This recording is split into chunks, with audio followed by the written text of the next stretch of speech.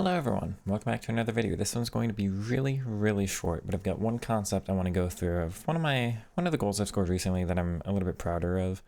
I'm gonna let it play out in full here, but to give away the point of the video, again, real quick, this is just a short little demonstration of something that I know a lot of you have struggled with, something I can struggle with too, but when I remember that this is the way to play through it, it makes things so much easier. This is gonna be a short little clip, just this one goal here of how to play through the press.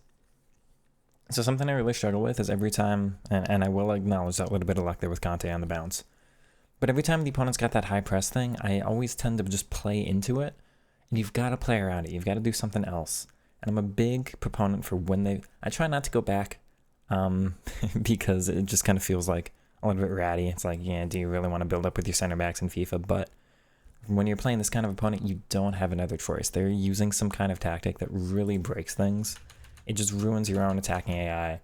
You've really got no choice to go but to go back. And so when you're in your own games, I really want to point out, if you're against an opponent like this and you're really struggling with that press, go backwards. Now we're going to talk about why. So let's point out here, basically everything from the move. So they've done this little header with Bellingham, right to my Bobby Moore. He's a little ball out. And we're thinking, okay, well, their shape is like this, right? Let's take a look at it. We've got really no midfield connection. I guess Bellingham's the cam. He's a little bit out of position, but what have you. And then here's the front three. So this is actually quite a big distance between them, right? We're thinking a small little gap here, pretty big gap here, actually major gap on the side of the pitch. But like the distance between them is so great here. And we're going to watch as all of this space absolutely collapses with the existence of this offside trap. So we're thinking, right, like, he might be able to play through this. We should be able to get something. But first of all, when their line's here at the halfway line, the movement from your own attackers is so non-existent. Azar's actually sitting in a nice spot. I don't mind where Mara is. Like, this is good for build-up.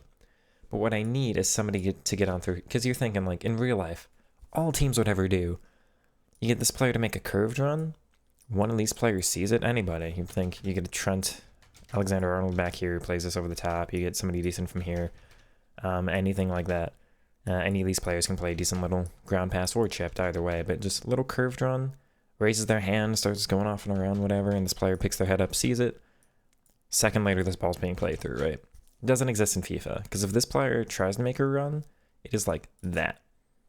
And by the time you see that, it's like, well, I didn't know you were making a run. How was I supposed to know? You don't have that kind of reaction time, and you don't know if your players are going to have that, unless this is a long ball plus player.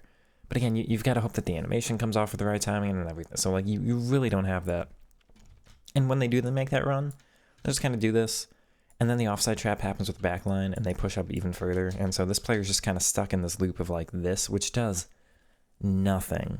That offside trap, aggression, 95 depth, whatever, just completely destroys the use of your striker. And the point of the striker, the reason, like, I don't want advance forward personally, because I'd rather have a build-up striker, but the point of it is this striker is supposed to grab a center back and drop them back. So this run is supposed to push the back line back that way, which is supposed to give me more space to build up in here. But it doesn't, because the offside trap breaks everything. So what we've got to do, we're going to take a look here, right? I don't play forward into it, because watch here. Up they step. Maradona's back. There's no way to get it to him. Like, he's way too close to the center backs. His AI is broken again. It pushes him back. He tries to go forward, and then he's just useless there, not making any kind of movement. And this offside trap, this is what I hate about this press thing. They're at the halfway line. Oh, they're actually dropping off a little. I get the threat. It's like, oh, I might be able to do something. Nope, up they step. Maradona's completely useless. Nobody else on my team is making any movement. They're in some decent positions. I mean, they're accessible. I can pass it to them. But there's just nothing to do. And so we were talking about, right? Their shape was, and this is what makes this hard, but their shape was here, here, here, and here. But so was my shape, because my defensive line was also further back here, right?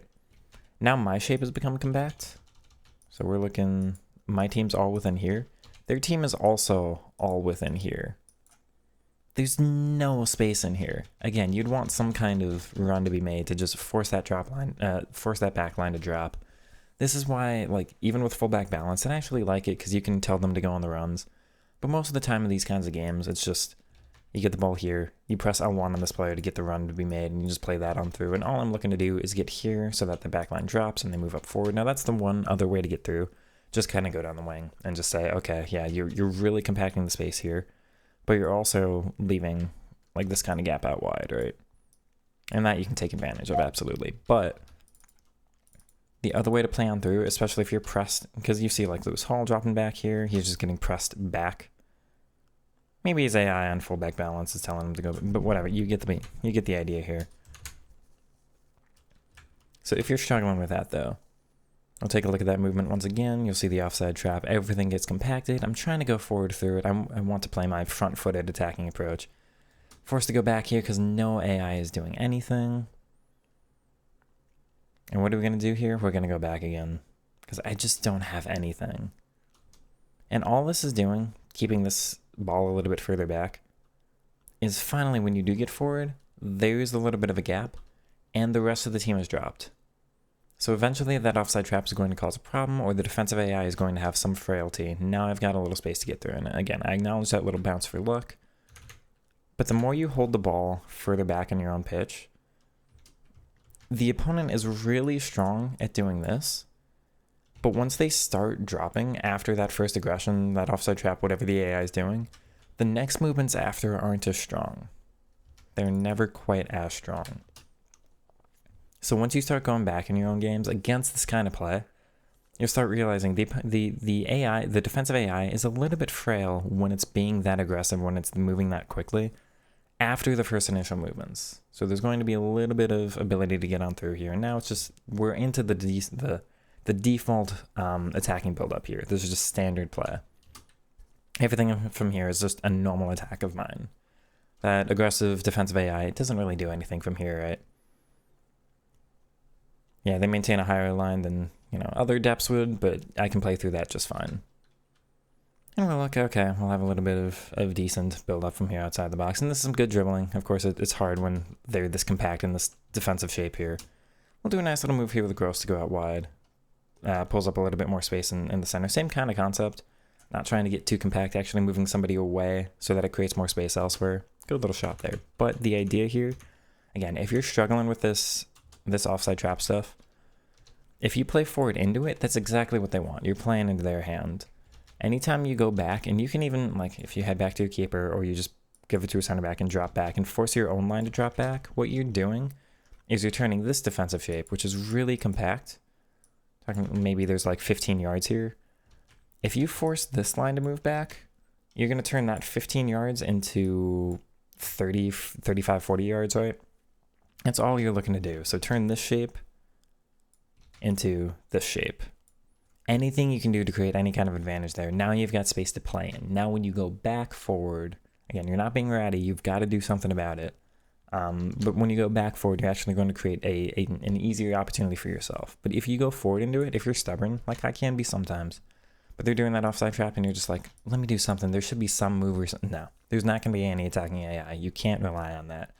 You've got to create little gaps on the pitch for them to control somebody and pull them out into you, or just force their whole team to step up. And then you've created some gaps to play in. So when you're against this, just don't be hard-headed. Just don't keep going into it. You've got to find some way to move around the pitch and create some extra space. So definitely take that into your own games. Let me know if you do find that helpful. This is, again, something I've got to integrate back into my game a little bit more. I feel like it was definitely popular at the start of the year. I feel like it's gotten even more popular. I feel like pretty much everybody's playing that 95 depth now. Yeah, if you're struggling against it, definitely give this a go. And this is why I'm a big proponent of, like, my CDMs. I don't want bruisers. I don't want, like, Vieira and Hullet as my CDMs. I want still these nimble, like, Gross has a dribbling chem style. So does Vitinha. They've got good body types, all that kind of stuff, right? Even Lewis Hall and Cancelo are good body type, or, decent dribblers and all that. Big reason why I'm a proponent of that too. But if this did help, like, comment, subscribe, all the good stuff. I'll catch you in the next one here shortly. Take it easy, everybody. Peace.